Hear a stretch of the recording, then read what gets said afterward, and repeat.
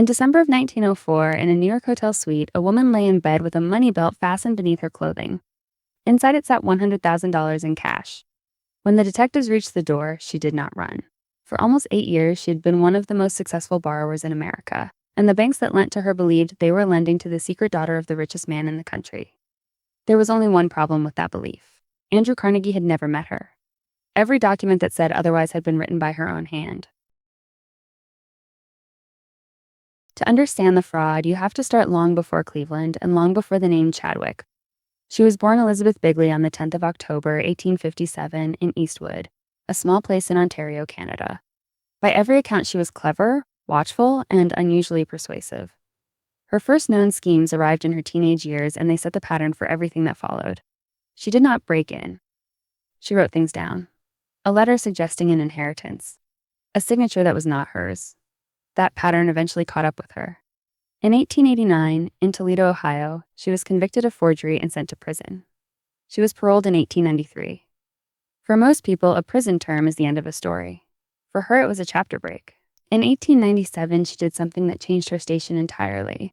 She married Dr. Leroy Chadwick, a respected physician in Cleveland, Ohio. With the marriage came a new name, a new home, and a new audience. She was now Cassie Chadwick, and she lived on Euclid Avenue. That was not an ordinary street.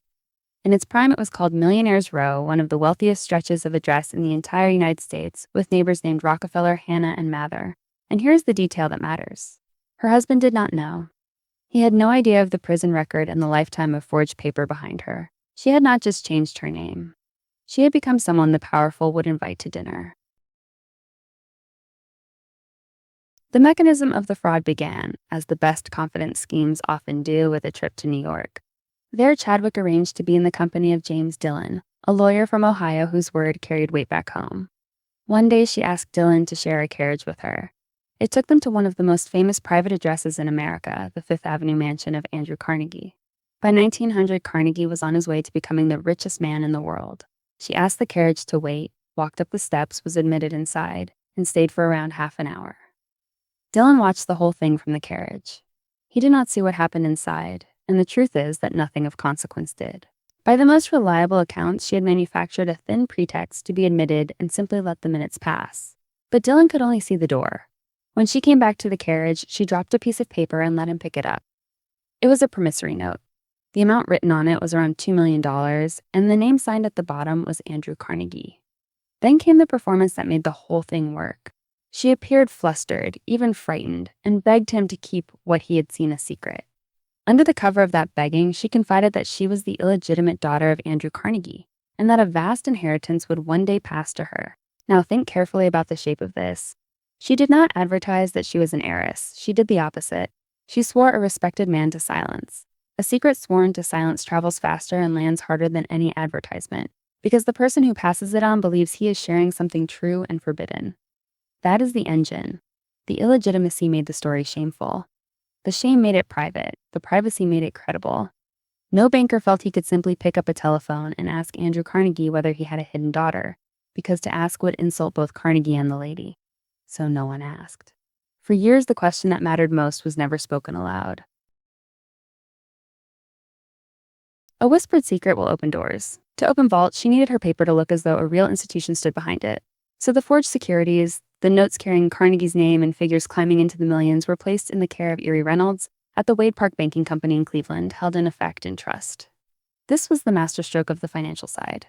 She was no longer a woman waving a suspicious note. She was a woman whose extraordinary assets were already lodged with a recognized banking house. The custodian was not in on the lie. He was simply holding paper he had no reason to test. And so the borrowing began in earnest.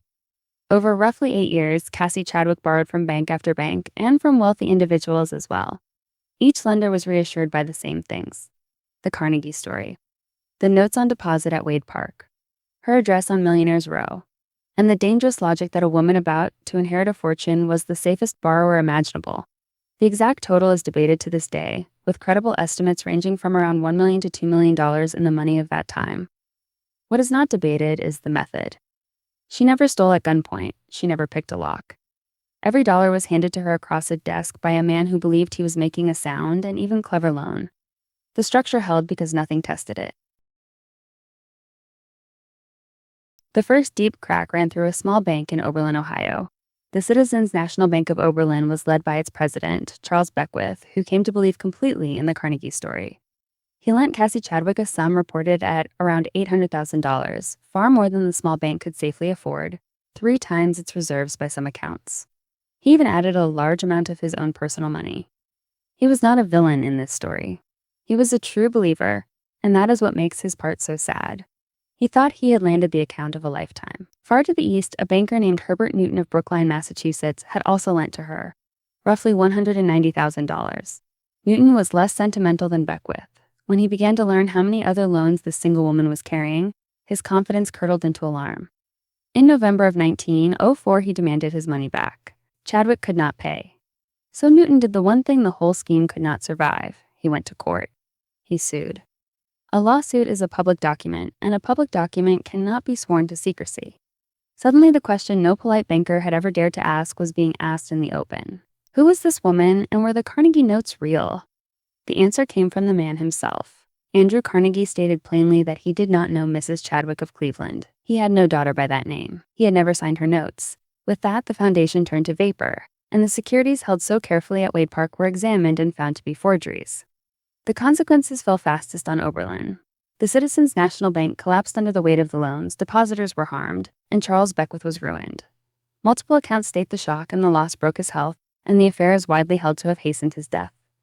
The cost of this fraud was never only money. As the story broke nationwide, Cassie Chadwick fled to New York. On the 7th of December, 1904, detectives found her at the Hotel Breslin. She did not resist. She was taken back to Cleveland to answer for it all. The trial was a national event, and among those who came to watch was Andrew Carnegie himself. The richest man in America sat in the gallery to see the woman who had spent 8 years pretending to be his child. By the reports of the day, he watched with something closer to curiosity than anger, as though studying the strange machine that had run for years on nothing but his name. On the 10th of March, 1905, the verdict came. Cassie Chadwick was convicted on 7 counts tied to the conspiracy that had wrecked the Citizens National Bank and to offenses against the federal banking laws. The court fined her $70,000 and sentenced her to 14 years in prison. Early in 1906, she entered the Ohio State Penitentiary in Columbus. The woman who had filled mansions on Millionaire's Row now lived behind those walls. She did not serve her sentence. On the 10th of October, 1907, Cassie Chadwick died in prison. It was her 50th birthday. The woman of so many names ended where the paper trail finally ran out. So what do we take from the case of Cassie Chadwick? Her great weapon was not forgery, for forgers were common. Her weapon was the social machinery of trust. The shame of an illegitimate heir story bought her silence. The deference owed to a great name bought her credibility. The custody of paper at a real bank bought her the appearance of substance.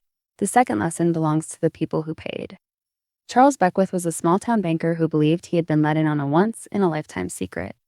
His ruin should stay with us, because the most dangerous con is not the one that targets fools. It is the one that targets trusting, ordinary professionals doing what they believed was their job.